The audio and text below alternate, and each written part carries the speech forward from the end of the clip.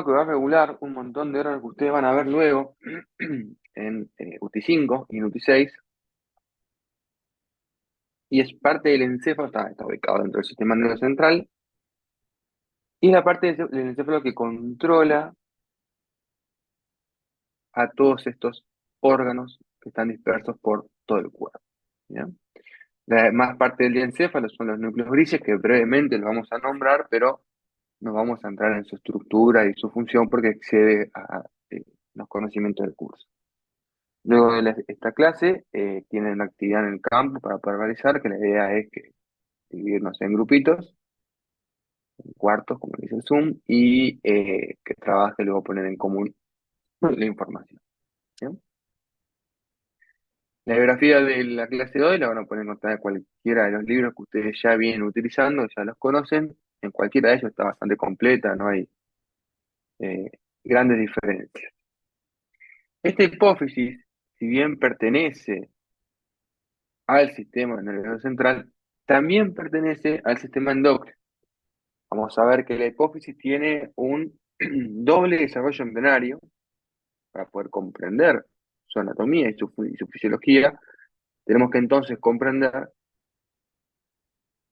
este doble desarrollo embrionario que se origina de dos lugares diferentes dentro del sistema nervioso y dentro del sistema digestivo, que posteriormente van a formar al sistema endocrino. El sistema endocrino cumple muchísimas funciones, está compuesto por muchísimos órganos y tenemos algunos órganos que están dispersos en el cuerpo, como el sistema neuroendocrino difuso, que los van a ahondar en las siguientes UTIs. ¿Bien? Este sistema endocrino básicamente lo que hace es producir y secretar hormonas, como su gran función, y estas hormonas trabajan en diferentes órganos y sectores que generan efectos vinculados a las hormonas. Este sistema endocrino, por lo tanto la hipófisis, sus células se agrupan en cúmulos, cordones o folículos. ¿Bien? En la hipófisis vamos a observar que están acumulados las células están agrupadas en cúmulos y está rodeado de una gran numerosidad de capilares. Ustedes todavía no vieron capilares, porque es algo que van a ver más en la UTI 4, pero sepan que cualquier órgano endocrino tiene una gran cantidad de capilares porque las hormonas que liberan tienen que llegar a la sangre para luego llegar a el resto del cuerpo. ¿Bien? Esta hipófisis se apoya en la base del cráneo, en el sector de la silla turca. Está comunicada directamente con el hipotálamo a través de un infundíbulo. Y este hipotálamo, junto con el tálamo, el fornix, el núcleo caudado, forman parte de lo que es el diencéfalo.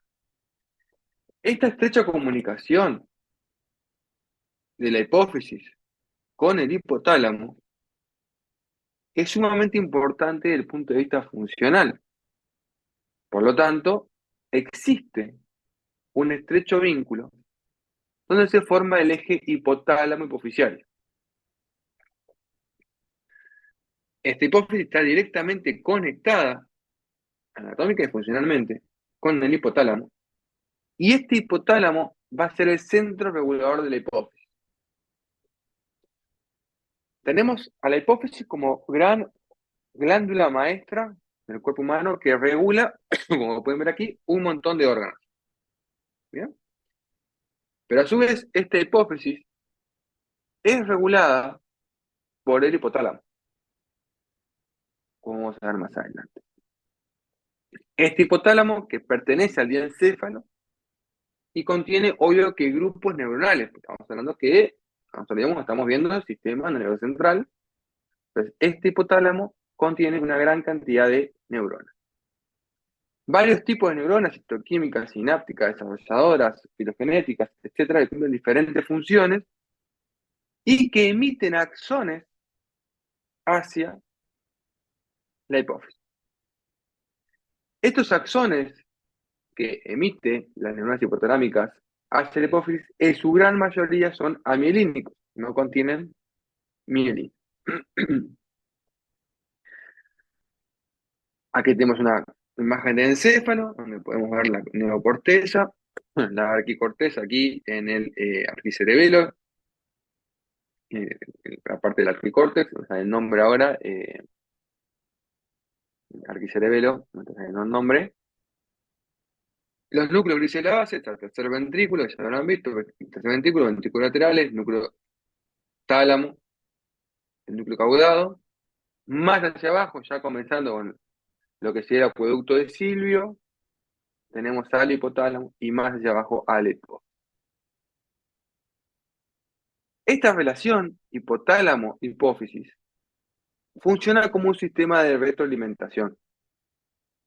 Ya hemos dicho que la hipófisis regulaba un montón de órganos, por ejemplo la tiroides. La hipófisis va a secretar una hormona que va a activar a la glándula tiroides, pero alguien le va a decir a la hipófisis que secrete la hormona que estimula la glándula tiroides, y ese va a ser el hipotálamo.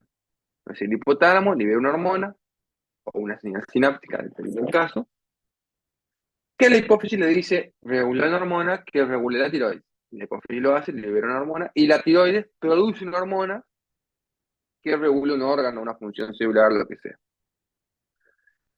Esto se llama retroalimentación positiva. O sea, es como que cada órgano se está alimentando a sí mismo y se van estimulando en forma de cadena. Ahora, en este ejemplo, la tiroides, acá puede ser cualquier otro ejemplo. Puede ser suprarrenal, puede ser prolactina, cualquier ejemplo que quieran. La tiroides. Esta tiroides va a producir T4. Entonces, el producto final de producción de la glándula diana va a inhibir tanto a la hipófisis como al hipotálamo. De esta forma, se establece un sistema de retroalimentación negativa, en el cual el propio producto de secreción de la glándula diana inhibe a la hipófisis y al hipotálamo. Acá en la clase hay alguien que sea, o que conozca a alguien que sea hipotiroideo o hipotiroidea.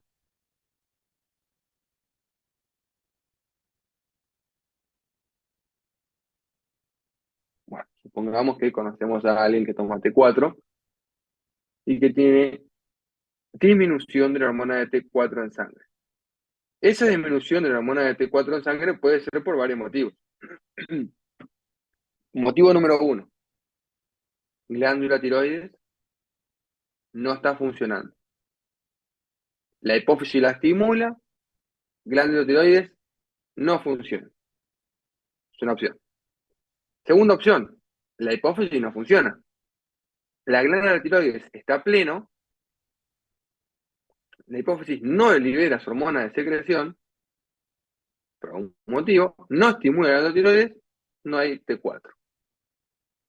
Tercera opción, el hipotálamo no estimula la hipófisis. Hipófisis y tiroides andan perfectos, hipotálamo no funciona bien. Entonces establecemos, por ejemplo, patología tiroidea, el hipotiroidismo primario, secundario o terciario. Siendo el primario la disfunción de la tiroides el más frecuente, y siendo el terciario la disfunción del hipotálamo el menos frecuente. Pues conociendo estos sistemas, uno puede, por ejemplo, clasificar las enfermedades. ¿Qué es lo que sucede? La persona que no tiene T4 en sangre, por algún motivo, la T4 va a estar baja. Entonces nadie va a inhibir a estos órganos. Van a funcionar a pleno. Y esto puede traer problemas graves. ¿Qué es lo que hacemos? Le damos la hormona, que a todo provoca, la hormona aumenta sangre y comienza a inhibir a la hipófisis, el hipotálamo, y hace que el sistema nervioso central esté más calmado, por así decirlo. Entonces, esta relación sistema nervioso central, sistema endocrino, se establece debido a que la hipófisis presenta dos orígenes embriológicos. Por un lado, se origina del ectodermo, formando un tubo del neuroectodermo que vendría a ser lo que es la hipófisis nerviosa o el lóbulo posterior.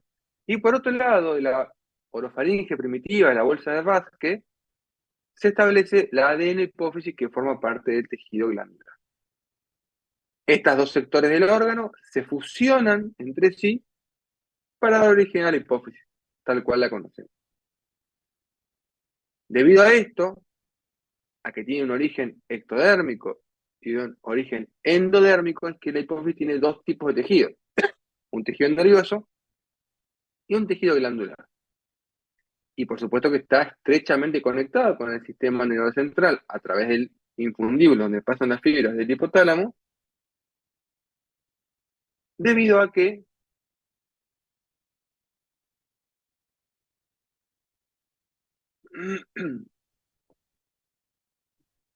tienen dos orígenes embriológicos diferentes, pero están fusionados. Obviamente esto daría para hablar, hay toda una clase destinada a cómo se desarrolla la hipófisis, pero excede el curso de ustedes, entonces no lo vamos a ver porque ustedes lamentablemente en el curso no ven, en las UTIs no ven embriología.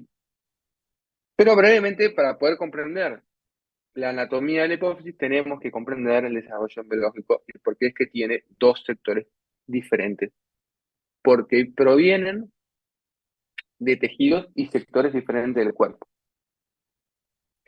Anatómicamente, a esta hipófisis se la puede dividir en dos: lóbulo anterior y lóbulo posterior.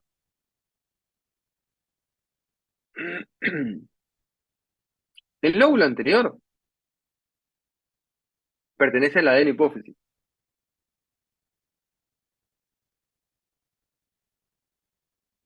y el lóbulo posterior pertenece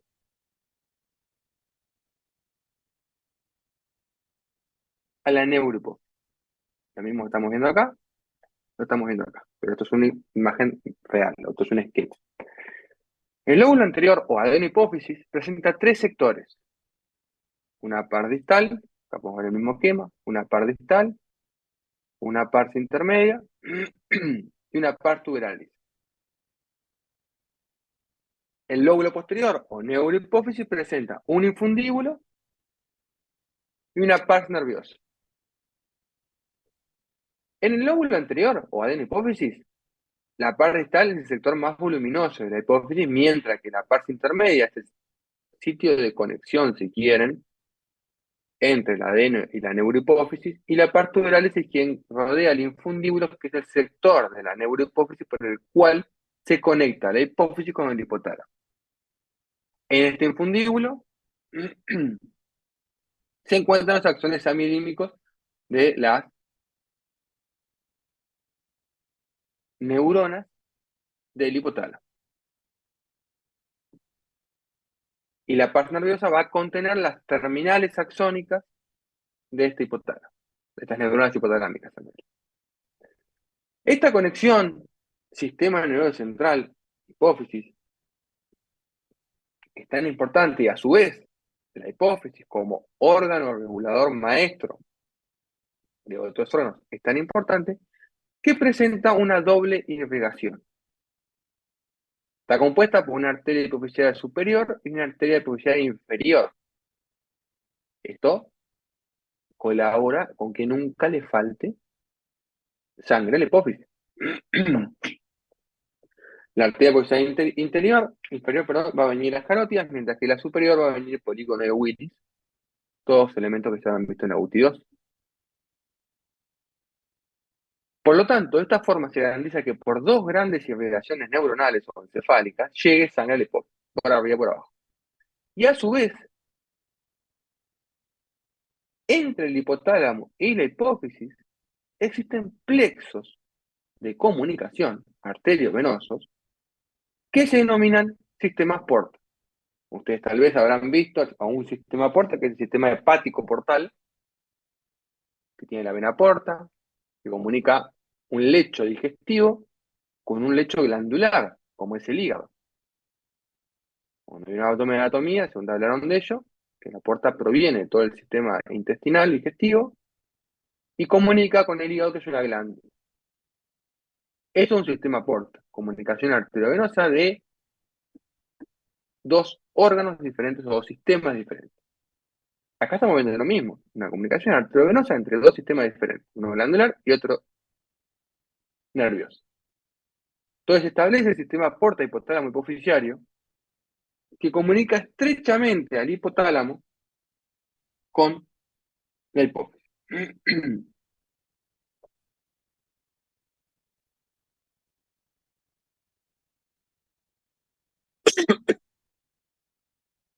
Si miramos un poco un esquema, acá estamos viendo el esquema de la irrigación, pero si miramos qué es lo que sucede dentro de la hipófisis, vamos a ver que tenemos el hipotálamo con los grupos de neuronas que tienen sus axones que descienden por el infundíbulo y llegan hasta la parte nerviosa de la neurohipófisis, donde está su porción terminal axonal.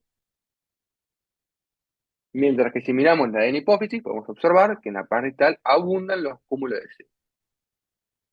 Y esto básicamente es lo que vamos a ver en la estructura de cada uno de estos órganos. Acá vamos a ver cúmulos de sebo y acá vamos a ver terminales axónicas. Esta hipófisis, que es lo que vamos a visualizar, como todo órgano, presenta un estroma y un parénquima. El estroma está compuesto de tejido conjuntivo denso, tejido conjuntivo reticular y colágeno. Estoy intentando acordarme, ¿ustedes no vimos todavía tejidos conjuntivos? No, la semana que viene. Está, ok. Va, la semana que viene. Julio. Ok. Cuando veamos tejido conjuntivo le va a quedar mucho más claro.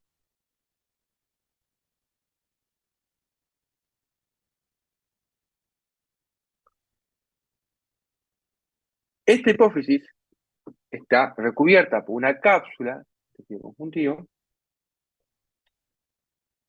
En su interior tiene tejido conjuntivo reticular y colágeno.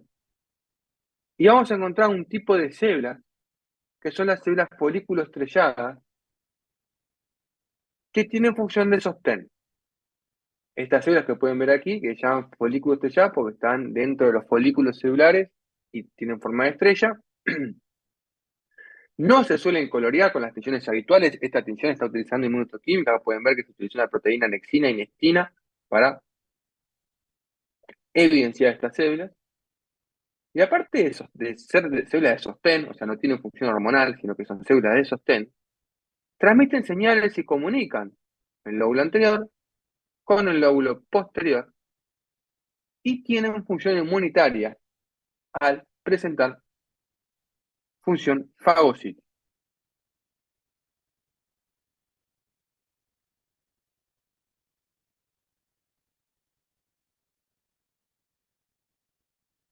Estas células foliculoestrelladas se encuentran en todos los sectores de la hipófisis, no solamente en la de la hipófisis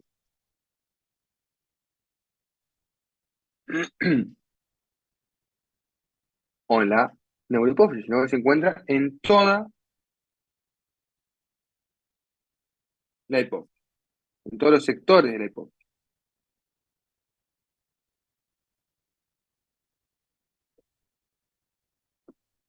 Desde el punto de vista parenquimatoso, es decir, la parte funcional del órgano, a la hipófisis la podemos dividir, como ya dijimos, en dos: neurohipófisis y adenopófisis. A la adenopófisis le encontramos tres sectores y a la neurohipófisis le encontramos dos sectores. Entonces vamos a ir analizando cada uno de estos sectores, comenzando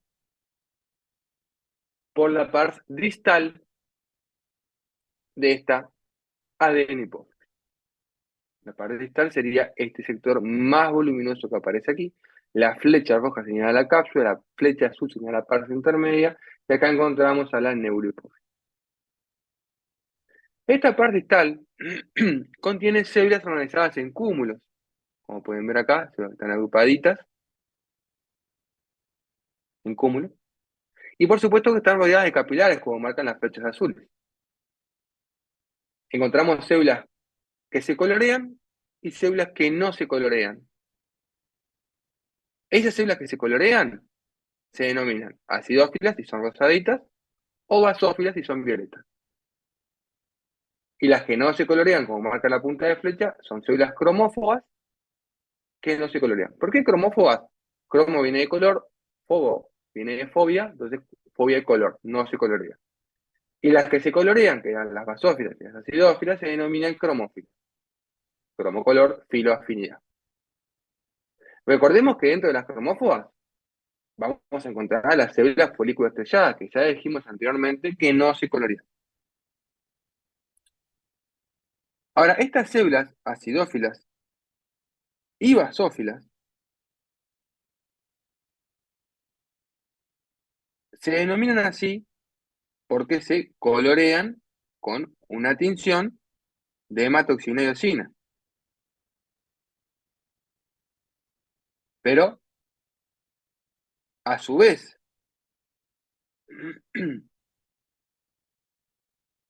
podemos colorear a estas células con otras tinciones para evidenciar qué tipo de células son.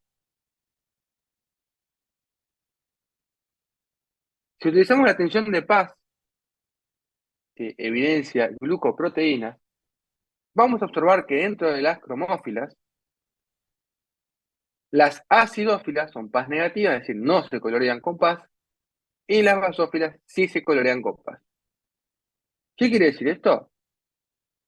Que las células Paz positivas contienen glucoproteínas en su interior, y las células Paz negativas no contienen glucoproteínas.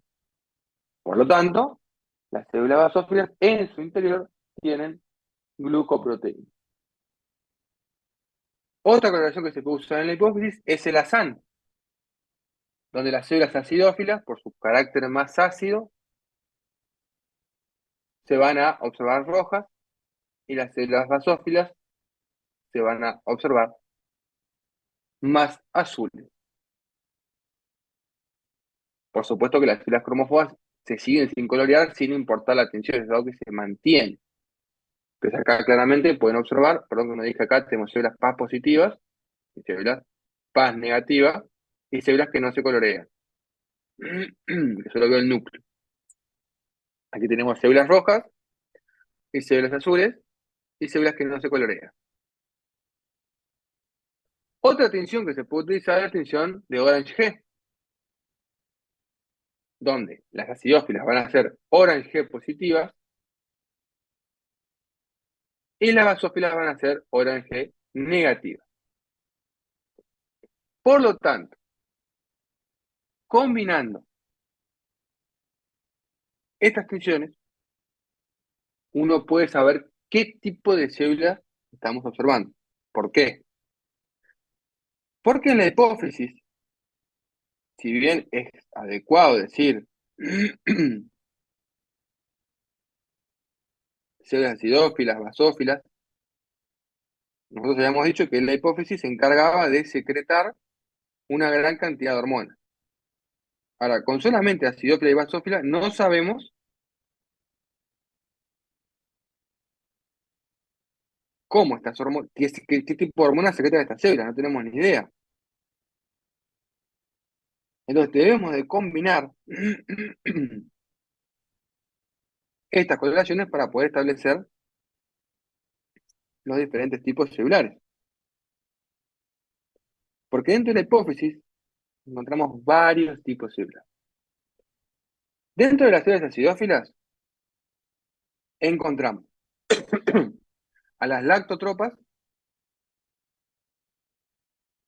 y las somatotropas.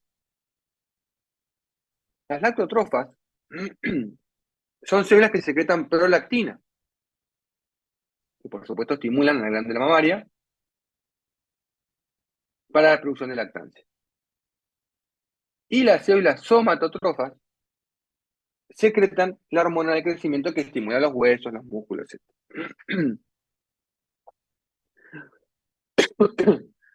Entonces uno cuando mira estas células acidófilas que se colorean claramente rosadito, uno puede decir, bueno, esta célula seguro es acidófila, no tengo ni idea si es lactotrofa o somatotrofa.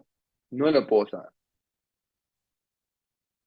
Lo mismo si miro con PAS. Las células PAS negativas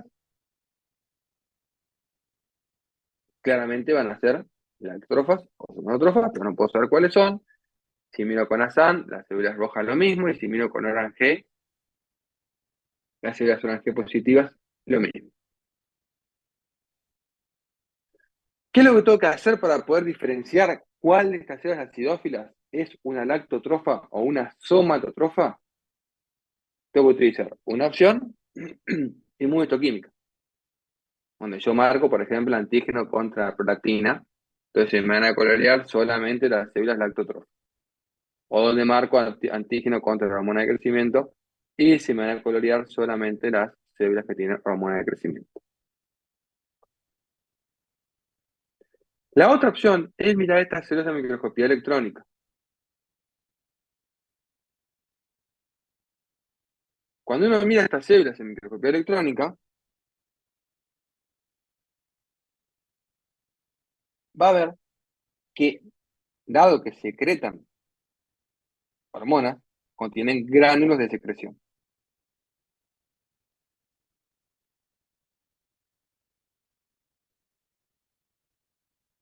Y estos gránulos de secreción se almacenan dentro de la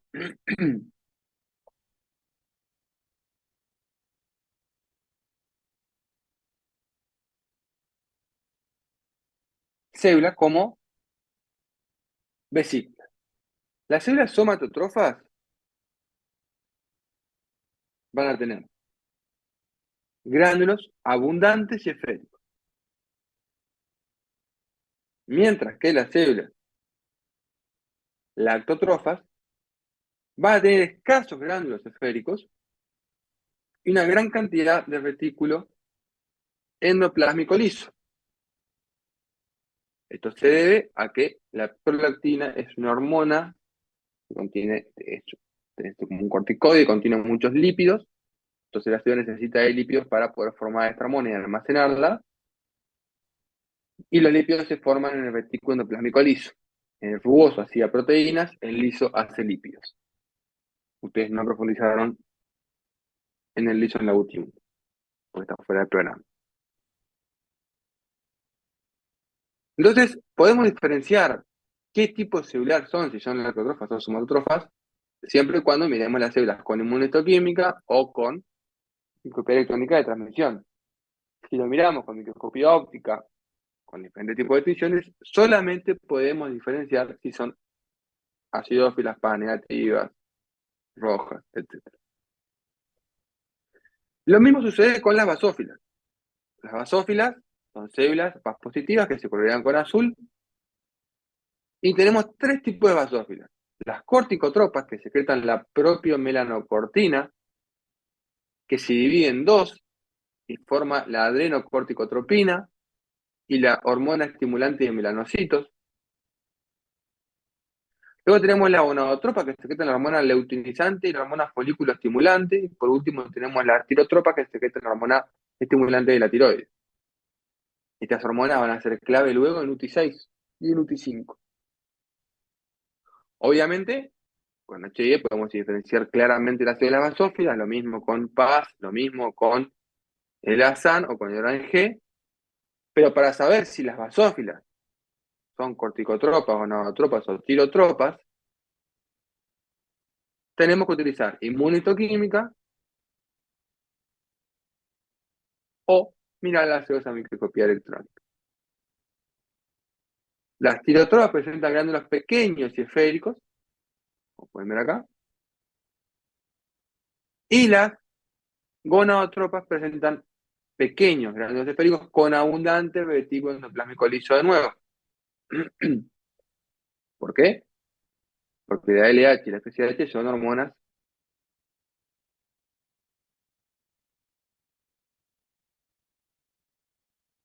que tienen lípidos. ¿Bien? Entonces uno puede diferenciar las células con microscopía electrónica o puede diferenciar las células con microscopía electrónica. Con las tinciones de rutina solamente puede diferenciar a células basófilas, células acidófilas y células cromófilas. Diferentes tipos de tinciones donde se evidencian diferentes tipos de células basófilas, cromóforas, etc. Estas células cromóforas dijimos que eran folículos estrelladas, pero también pueden corresponder a células lactotropas, células que durante la lactancia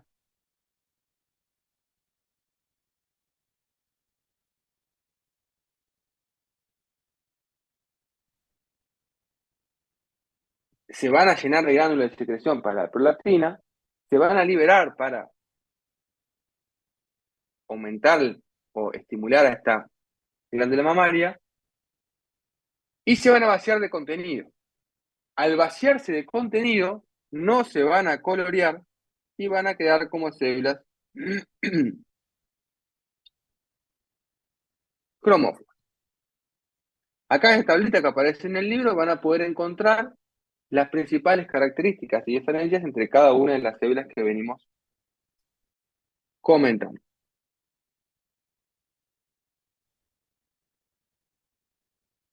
Entonces describimos las principales células y características estructurales de la adenohipófisis. Vamos a ver ahora qué pasa con la adenohipófisis. Vamos a ver ahora qué pasa con la pars intermedia, que era este sector que unía a la neurohipófisis con la adenohipófisis. En este sitio de unión vamos a encontrar abundantes células basófilas, escasas células cromóforas y unos quistes con coloides que están vestidos de células que pertenecen al tipo celular de las folículos estrelladas. Este coloide no tiene ninguna función, sino que es un vestigio de las bolsas de Rathke. Por lo tanto, a estos quistes se los denomina quistes de Rathke, como pueden ver señalado con la flecha. ¿Se acuerdan que teníamos que la hipófisis en general se formaba del neuroectodermo y la bolsa faríngea, específicamente el quiste de Rathke? Eso genera una alteración histológica en el sitio de unión y se observan estos vestigios de estos quistes de Rathke como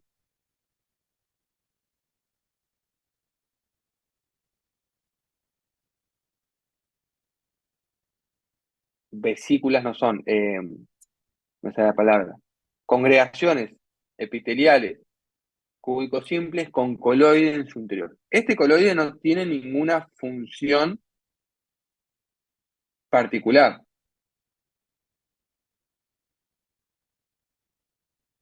Este coloide es producto de secreción de estas células folículos estrelladas y no cumple ninguna función. Acá tenemos más ejemplos de estos folículos. Y a mayor aumento, podemos ver bien este epitelio simple cúbico con coloide en su interior, que obviamente se colorea con las diferentes funciones. Entonces, en la parte intermedia vamos a encontrar a estos quistes de Rathke como estructura fundamental que nos permite diferenciar qué sector de la hipófisis estamos visualizando. Dentro de la hipófisis, por último, vamos a encontrar y vamos a describir a la pars tuberalis, que era este sector que comunicaba al hipotálamo con la neurohipófisis. En este sector que rodea el infundíbulo, la pars tuberalis, vamos a encontrar una abundante vascularización. Vamos a ver un montón de vasos sanguíneos, como señala con la flecha, y muchísimas células basófilas. Como pueden ver acá, con cúmulos, y vasos sanguíneos, por supuesto, pero cúmulos de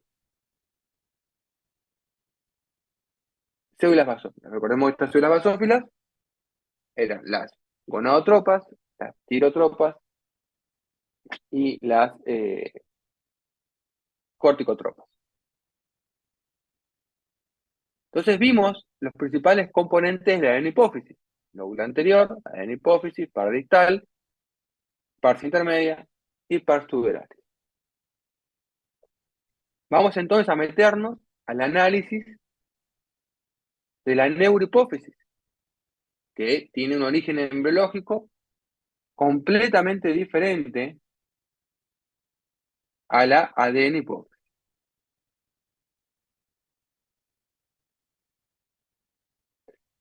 Pregunta, ¿de ADN hipófisis alguna consulta? Sí, yo tengo una pregunta que creo que es sentido Sí. común, pero igual por las dudas. Em, Como las acidófilas se hipertrofian, por eso en mujeres multíparas la hipófisis es más grande, ¿no? Sí, no, está bien, perfecto el razonamiento. Es por eso, no es solamente por eso. En las mujeres múltiples la hipófisis es más grande porque se aumenta la función de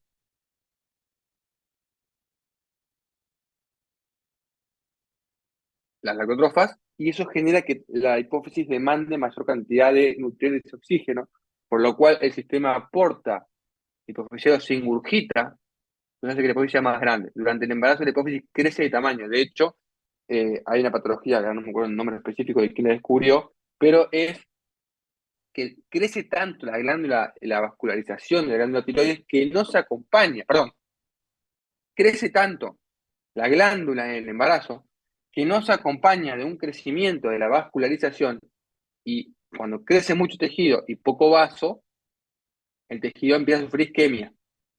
Entonces existen embarazadas en infarto de hipófisis, que es sumamente fatal, ¿no? Porque no se liberan las hormonas del embarazo, como la LH y la FSH, y no se libera la prolactina. Entonces, está bien lo que tú decís, que en el embarazo y en las mujeres multíparas, la hipófisis es más grande porque se activa toda la parte de las Bien. lactotrofas. Pero no Y solamente por después, eso. otra preguntita. Mm. Las lactotrofas se ven cromófobas exclusivamente durante la lactancia, o sea, es un periodo Sí, temporal o, por ejemplo, una mujer que ya no lacte más. ¿Ahí también se ven cromófobas o ahí se ven acidófilas? No. O sea, ¿me explico? recordemos que, sí, recordemos que todos nosotros secretamos eh,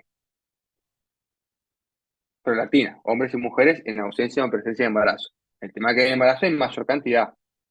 Entonces, podés encontrar cromófobas hipoficiarias, que son las lactotrofas, en un adulto, hombre o mujer, fuera del embarazo, pero seguramente vas a encontrar mucha más de una mujer embarazada. Nosotros, los hombres también secretamos prolactina, en baja cantidad, pero también tenemos. Pero sí, siempre que tú veas una cromófoba, siempre no. Cuando veas una cromófoba, puede corresponder a una célula lactotrofa que vació su contenido y seguramente ser una lactotrofa si lo ves en una embarazada. Claro, Santi. Sí, muchas gracias. Bien. Vamos a ver qué pasa, vamos a seguir con este comentario del embarazo. ¿Qué pasa con la neurohipófisis? Porque también interviene en el embarazo. La neurohipófisis no es una glándula, sino que es un sitio de almacenamiento de neurosecreción. Está muy vascularizada, tiene muchos vasos sanguíneos, y como buen tejido nervioso tiene glía. Glía especializada que se denomina pituicitos. No tenemos somas neuronales, pero tenemos los axones de los somas neuronales. Y entre esos axones que se pueden ver aquí, encontramos núcleos celulares que son pituicitos, un tipo de glía especializada. Ahora, estos axones que estamos viendo aquí en la neurohipófisis provienen de neuronas que están ubicadas en el hipotálamo. Y dijimos que la paz nerviosa es un sitio de almacenamiento. Entonces, los neurotransmisores que utiliza la neurohipófisis están almacenados en unos cúmulos denominados cuerpos de Herring, como aparecen aquí señalados con la flecha. Son cúmulos que con HIE se colorean de forma eosinófila homogénea y en su interior contienen la hormona antidiurética y oxitocina. Oxitocina, la hormona de la felicidad, que aumenta específicamente en el embarazo para producir, por ejemplo, el parto, la contracción del músculo liso uterino. Entonces, también la neurohipófisis en el parto, como comentaba Santiago, se ve afectada no solamente la adenohipófisis, porque también aumenta su producción de oxitocina, durante el parto particularmente y en todo el embarazo. Esta oxitocina y hormona antidiurética, esto explica por qué las embarazadas retienen líquido, porque está aumentada la hipófisis y aumenta la neurohipófisis y aumenta la secreción de hormona antidiurética, entonces no hay diuresis, entonces la embarazada retiene líquido. Estas hormonas están almacenadas en estos cuerpos de Henry en los telodendrones. Tenemos un cuerpo de Henry con mayor definición, acá codiado con eh, orange, que estas hormonas están almacenadas en los telodendrones. ¿Qué son los telodendrones? Tenemos a nuestra neurona, que está ubicada en el hipotálamo, que emite su axón, pasa por el linfundíbulo y llega hasta la neurohipófisis. Esta terminal axónica de la neurona presenta dilataciones axónicas, donde se acumulan estos neurotransmisores que son oxitocina y ADH, y se observan como los cuerpos de Henry. Estos neurotransmisores son liberados cuando llega una sinapsis química, cambia potencial de membrana. Fíjense, acá está pasando todo, ustedes ya saben, ¿no? Transporta enterógrado, canales de sodio de potasio, ingresa el calcio, y liberan estos neurotransmisores, pero en lugar de ser a otra neurona, lo liberan el tejido sanguíneo. Entonces, es como si fuera una sinapsis neurosanguínea. La estoy inventando, ¿no? Pero para que lo comprendan.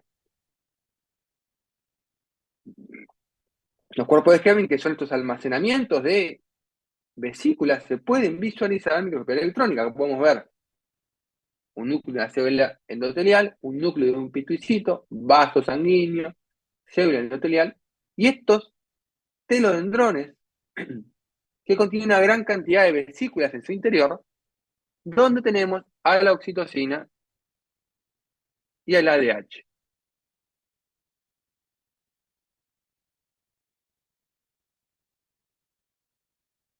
¿Se entendió entonces neurohipófisis?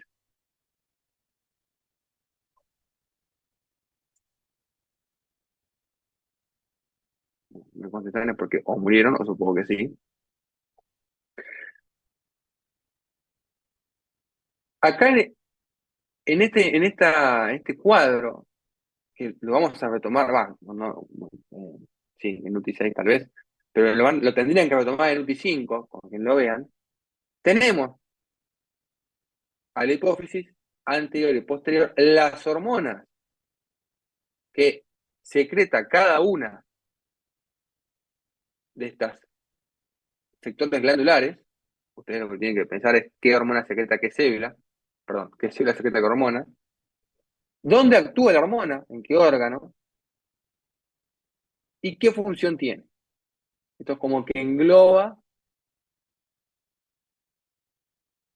la función de estas hormonas y esta glándula hipofisial.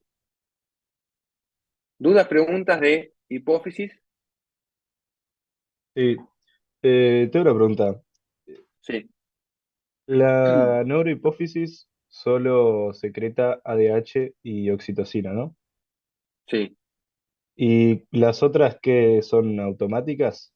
¿Que las secreciones son automáticas? ¿O cómo se secretan? Para las otras, ¿quiénes? Las otras hormonas que no son ADH ni oxitocina. Las que están en la adenohipófisis, Sí, la ACTH, la FSH, ¿a qué me decís que son automáticas? sí, si hay alguna comunicación que le diga que se secrete o si la secreción es em, todo el tiempo. Bien, me estás haciendo dos preguntas diferentes. La primera es, Si mirás acá el cuadrito, el hipotálamo habíamos dicho que regula la secreción glandular. Entonces, que la hipófisis, tanto posterior como anterior, adeno hipófisis, neurohipófisis, secreta hormonas, va a estar regulado por el hipotálamo. Va a ser el hipotálamo quien le va a decir a la hipófisis que libere sus hormonas. Eso es lo primero. Lo segundo, la secreción de ambas glándulas es regulada, no es constitutiva. La secreción constitutiva quiere decir que siempre está secretando glándulas sin ningún tipo de estímulo. O sea, estoy pensando en un ejemplo, por ejemplo, la glándula sebácea de la piel tiene una secreción constitutiva. Siempre secreta sebo. No precisa una. O sea, la glándula produce sebo, se llena, lo libera. Y así va. La glándula sudorípara lo mismo. Se llena de agua, lo libera. Se llena de agua, lo libera. Y así va. Estas glándulas, estas células, se pueden llenar de hormonas y no liberar nada. Dependen del estímulo del hipotálamo. ¿Entendió, Valentín, un poco mejor?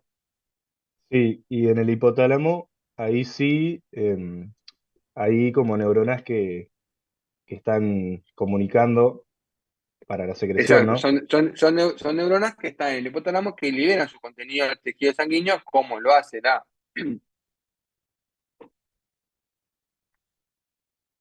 neurohipófisis, pero que no, o sea, se liberan su contenido al tejido sanguíneo, o sea, la sangre, y no a la neurohipófisis.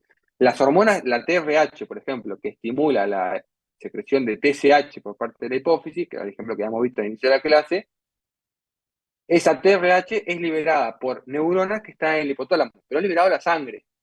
O sea, uno no puede sacar sangre a un paciente y medir la hormona estimulante de eh, células citotropas, porque las hormonas las células del hipotálamo liberan la hormona a la sangre.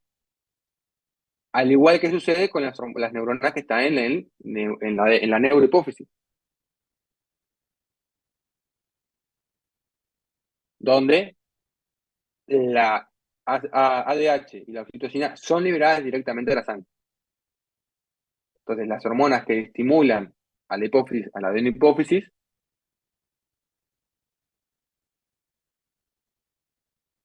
quedan, son producidas por neuronas del hipotálamo y son liberadas a la sangre. Y cuando llegan por la sangre, por el sistema porta, por eso es clave el sistema porta.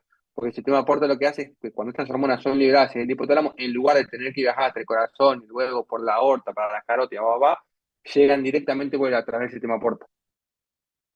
Porta hipofisiario, no sé qué es un porta hepático. ¿Entendió, Vale? Sí, sí, gracias. Bien. Ahora la idea es que se tomen hasta las 10 para descansar, tomar agua, y arman los cuartos, cuando son 45, y armar 7 cuartos, para que trabajen en grupitos, hasta las 10:45. 45 minutos para hacer la tarea que tienen ya colgada en el campo. ¿Ah? Si quieren pueden entrar a los cuartos ahora y luego se toman estos 7 minutos para descansar. 10:45 nos reunimos de nuevo y yo voy a estar pasando por los cuartos a ver si precisan algo. Obviamente si tienen alguna duda y yo no pasé por el cuarto aún, me llaman, me pueden llamar. Bien, voy a hacer los cuartos.